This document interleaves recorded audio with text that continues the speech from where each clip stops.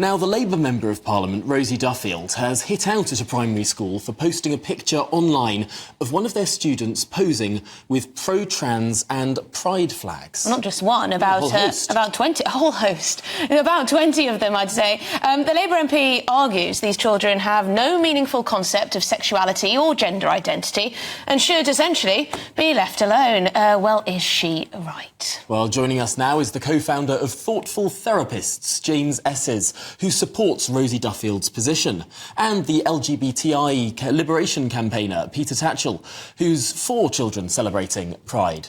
Why don't we start with you, James? Yes. What's wrong here? Well, this image, and there's many more on top of this in a variety of schools up and down the country, but this essentially encapsulates a notion of children being, I'm going to say, ideologically indoctrinated, but more than this, being sexualised at school by their teachers. This goes far beyond acceptance, respect, tolerance of same-sex attraction and age-appropriate sex education. This is teachers pushing their own ideologies, nefarious ideologies, on their pupils. Peter, do you think this is a benefit to these children? Well, no primary school is teaching pupils about sex. They teach young people about love and respect for others, other people with different races, different faiths, different sexualities. But it's not about sex, it's about respect for LGBT plus people. And in particular, in this teaching, it's about respect for people of different families. So they teach young people that some kids will have a mum and dad, some will be single parents, some may live in extended families with grandparents or cousins or uncles, and some will live with same-sex parents. But there is absolutely no teaching in any primary school about sex.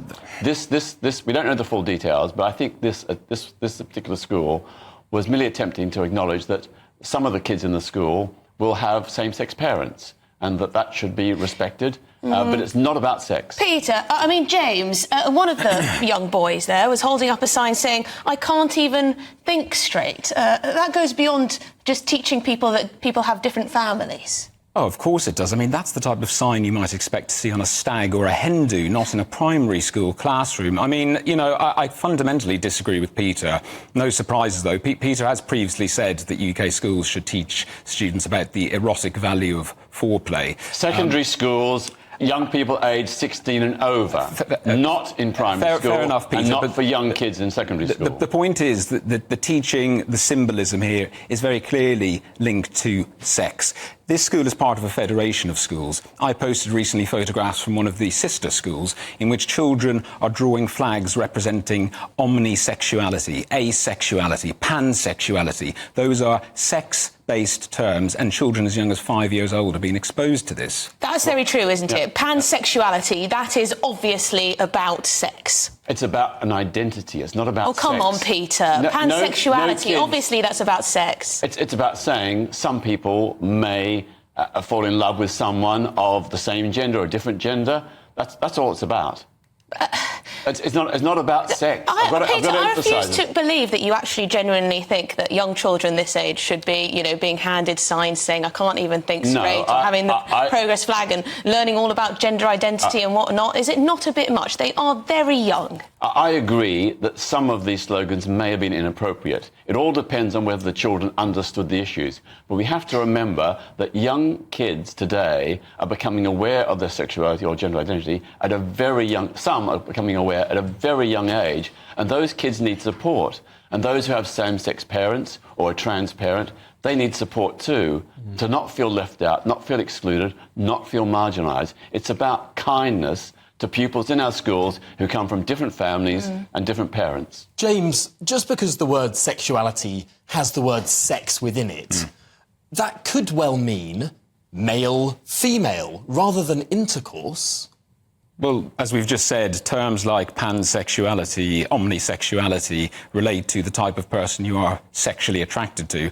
I'm more concerned by the imposition of gender ideology, this notion suggesting to these impressionable young children that they may have been born in the wrong body. That's what I'm concerned about. And I've spoken to parents from this school who've reached out and said they are extremely concerned by what's going on. They were never informed about this. They were never even asked for their consent for their children children to be used in this photograph that was posed online. I mean, the whole thing is a disgrace. Well, I agree parents should be informed and engaged. It should be a cooperation between teachers, parents and pupils. But I've got to emphasise, a lot of young lesbian, gay, bisexual and trans kids grow up feeling very alienated, very fearful of who they are. But at this age, they need reassurance. At this young age, you're not thinking about who you're sexually attracted to and the like. So I can't see what purpose it serves. Well, I look back at my own childhood, and at the age of 8, I knew that I liked men.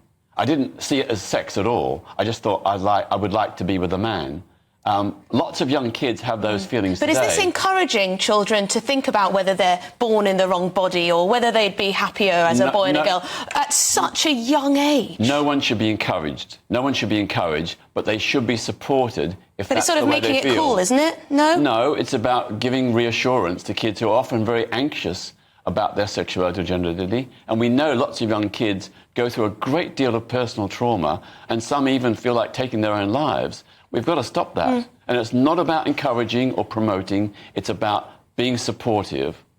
Last word to you, James.